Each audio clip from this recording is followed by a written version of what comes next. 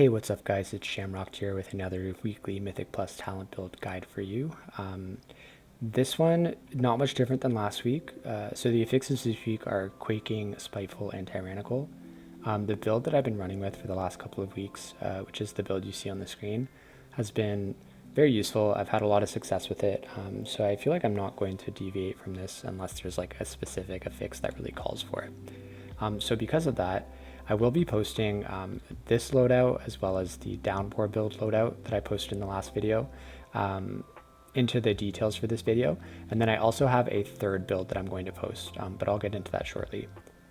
First, I just want to walk through some of the choices on the left tree for this week, and just how I would sort of deal with the affixes for Quaking and Spiteful.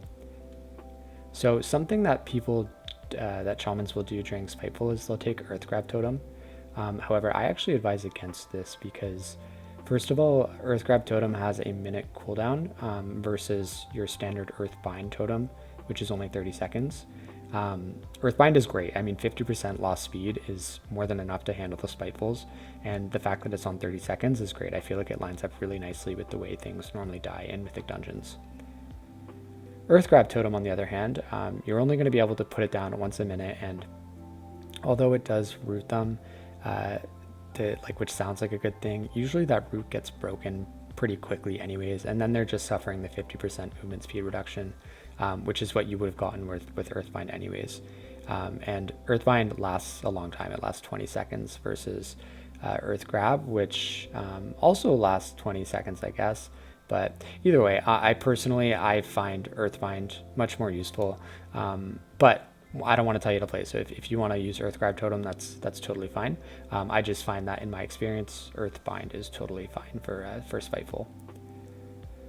Okay, then for Quaking, just one thing I want to warn is the use of Graceful Spirit. So if you're someone who's like me and you cancel your spells by moving, backward, forward, strafing, whatever, instead of using Escape or maybe some other keybound that you have to cancel spells and abilities, Graceful Spirit can really mess you up during Quaking, because if you pop Spirit Walker's Grace, and then Quaking happens and you kind of forget that you popped that, and then all of a sudden you go to cancel your cast by moving and it doesn't cancel, that can really screw you over on some important parts, depending on when it happens. Because as you know, if you've played this game, Quaking can hit during the absolute worst parts, which it often does.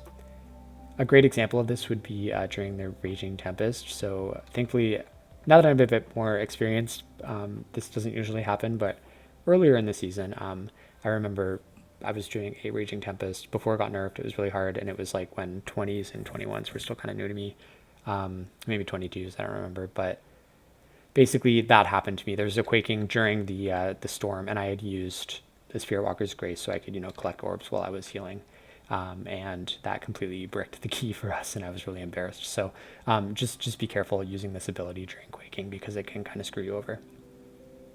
Okay, so that being said, if you need to talent into Purge, or if you need to talent into Improved Purify Spirit, the point that I would take from is probably Mana Spring or Graceful Spirit, depending on the dungeon.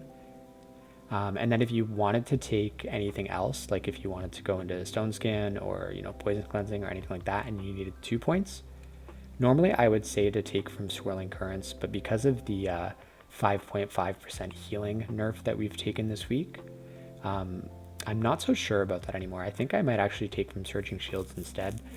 It's going to be up to you. I would like to experiment a little bit more before I fully recommend that. But normally in my experience with Swirling Currents is that it usually kind of goes into overhealing. It's not as useful as it sounds, at least for my playstyle. And if you have good management on your Cloudburst Totem anyways, this is not like a make it or break it for you. That being said, with the 5.5% healing nerf, this might be a little bit more useful now. So if you do need that second talent point and you can't take it from both of these abilities because you need Nature Swiftness, I would probably suggest this week trying out taking it from Surging Shields. You could also experiment a bit and take it from Swirling Currents, but yeah, I don't know. I just have a feeling with the nerf, this might be a little bit more useful. That being said, another couple of options where you could take an extra point away from if you need to, Earth Elemental. So I'm a big supporter of Earth Elemental. I think it's a great cooldown to have, especially on Tyrannical weeks if you're running higher keys. But that being said, if you're someone who takes this talent and then forgets to use it, or you find yourself not having one-shot issues because you either have really high verse or maybe really high avoidance or, you know, super high stamina or something, this is a great alternative to take a point away from if you find yourself in that situation. Lastly, I would also say you could take from Capacitor Totem or the Thunder Shock and even Thunderstorm talents if you wanted to. But this would be if you are running with a, you know, pretty standard coordinated group that you can count on to get all of the stops and stuns that need to be gotten. However, if you're someone who pugs a lot like me, I personally would not happily give up these talents because they do add a degree of control for you. Okay, moving on to the right side. So as I said, this is the same build that I've used for the last couple of weeks. So this is a Primordial Wave build in order to get into Tidebringer, so you don't have Downpour, and you do have Spirit Walker's Tidal Totem as an extra cooldown if needed. If you are someone who likes Downpour or maybe doesn't like Spirit Walker's Tidal Totem, I would take those 2 points away. You could put it in there as well as then have an extra point either to put, I don't know, you could put Earth with Living Weapon, you can put Torrent, Flash Flood if you want to, although I don't really recommend that with the way Tidebringer works right now. You could put it into Overflowing Shores to get a bigger Acid Rain, or, you know, improve Primordial Wave. You could really put this extra point wherever you wanted to. Hell, you could even put it back into Mana Tide just for a little bit of extra mana regen if you wanted to as well. Oh, another good option would be the I would say Current Control. I've heard Tide Turner is not the greatest. Most people who I've talked to said they don't really notice when they've taken it, they don't really notice a difference with the healing. So I think having a 30-second reduction in a Mythic Plus would be nice because you can get some more healing tides out. But basically, you're free to spend this extra point wherever you want if you wanted to run both Downpour and Primordial Wave. If you wanted to only run Downpour and not run Primordial Wave, you would have to do the build that I actually linked last week for the Downpour build, because you would need 2 points into Ancestral Awakening to keep the Tidebringer talent. So what I would do there is I would put 2 points there, take your point away from Primordial Wave and put it into Downpour, and then that's what your build's going to look like. So I will post all 3 loadouts just to quickly go over it one more time. So it would be this build with Downpour and no Primordial Wave, or you could do Primordial Wave, no Downpour, but with Spirit Walker's Tidal Totem as a extra cooldown. And once again, this is the one that I would likely be going with for myself. Or you could do both Primordial Wave and Downpour and then have an extra point to spend wherever you want. I personally might put it into either Current Control or Overflowing Shores for the bigger Acid Rain radius. But yeah, that's it. So once again, this is not very different than last week. It's pretty much the same. So hopefully, if you're just starting out, this video has helped you out.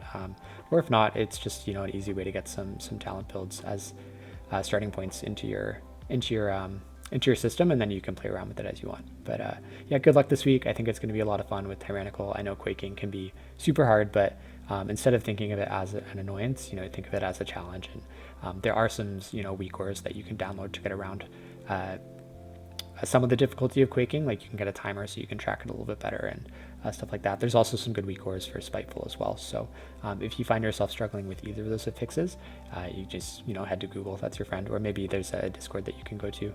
Specifically for us, it'd be the Shaman Discord. But yeah, anyways, good luck, and I will see you guys next time.